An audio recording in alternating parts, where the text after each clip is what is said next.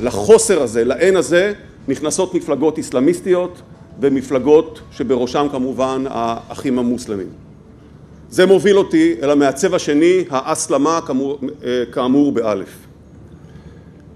התנועה המרכזית ביותר שצמחה או התפתחה כתוצאה מהטלטלה היא תנועת האחים המוסלמים.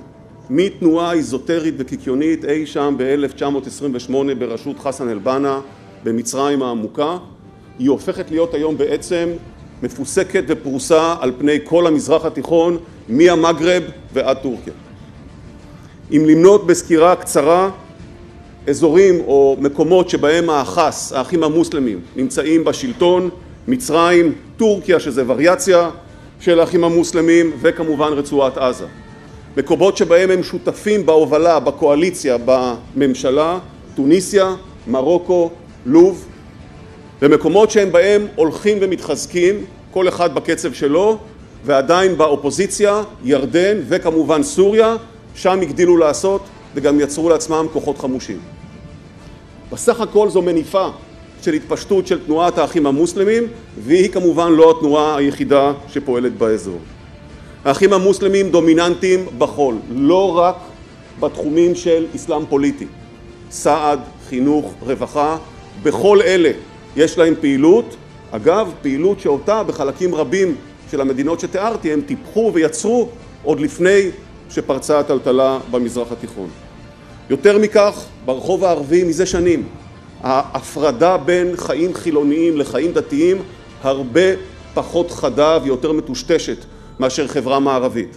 תוצאה של העניין הזה שהמוטיב הזה האחסי, האסלאמי, מבעבע באופן טבעי, ורק צריך למשוך אותו בפעילות נכונה שאותה אכן עושים תנועות האחס בכלל ותנועות אחרות גם כן. דווקא מתוך עמדת כוח, דווקא מתוך ניצול הזדמנות של המצב, פועלות תנועות האחס, כל אחת בתחום שלה, בארץ שלה, כדי לשמר שני דברים, או כדי לחזק שני דברים.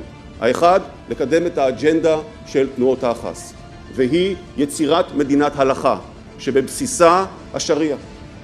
גם ההגדרה החדשה של מצרים כמדינה דמוקרטית, המבוססת על השורה, על ההתייעצות הדתית, על עיקרון ההתייעצות הדתי, היא ביטוי של העניין הזה. כשלב ראשון בתהליך שהוא כמובן הרבה יותר אסטרטגי. מנגד, המדינות האלה פועלות כדי לחזק את האחיזה שלהם בשלטון, אפרופו דמוקרטיה. כדי שהדמוקרטיה לא תוכל בקלות רבה להסיר אותם מהרגע שהם נאחזו בו, כפי שהמקרה במצרים או בטורקיה או ברצועת עזה. מוסד אל-זהר למשל במצרים שרק לאחרונה קיבל סמכויות לתקף במידה מסוימת, אני לא רוצה להיכנס לכל הניתוח של זה, לתקף את החוקים שהפרלמנט המצרי יחוקק. זה לצד עיתונאים שנמצאים בכלא במספרים די גדולים במצרים, גם בטורקיה ובמקומות אחרים גם כן. שתי המגמות האלה הולכות ומחזקות את האחים המוסלמים בכל רחבי המזרח התיכון. לצד העניין הזה, העובדה שהמפלגות האלה, ובראשן האחס במצרים וגם ברצועת עזה וגם בטוניסיה לאחרונה, עוברות למושב של הנהג, מטילה עליהם אחריות. אתה מחזיק בהגה, יש לך יותר אחריות. והאחריות הזאת מתורגמת כבר, לא לניצנים, למעשים של טלטלה 2. בטלטלה 2